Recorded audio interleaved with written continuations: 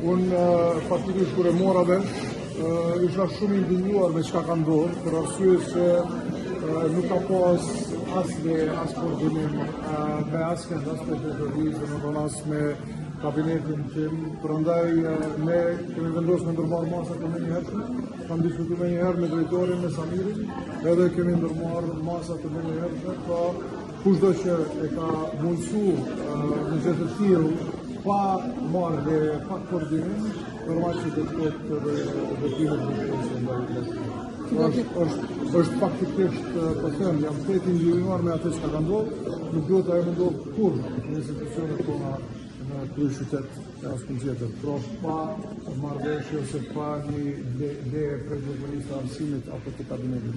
Po thuani që do të ndërmarrni masat në përcaktimin ato potencial. Po, ato do të jenë të gjitha normal, të ndërlidhura me ligjet në fuqi, me rregulloret në fuqi, pra do të normal masa para parë.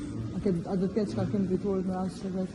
Po them tek po ja lo aty edhe drejtorit të arsimit, po edhe proceseve që janë ligjore, mirë po ju siguroj që gjërat të tilla janë të palejuara nuk lejohen në kryeqytet, sidomos po them gjërat të cilat e kanë një sensitivitet të lartë.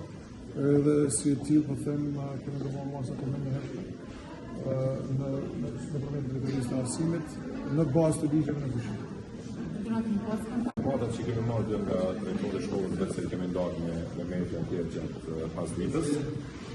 Sot që po flasim tash me ju, vetë se kemi një ekip të drejtorisë të arsimit që ka shkuar në shkollë, aktualisht është duke marrë informata të plota, duke parë dokumentacion në gjithçka tjetër që ka shkuar në një aktivitet i tillë, pa lejen e siç e tha kryetari pa njoftimin e drejtorisë apo kabinetit.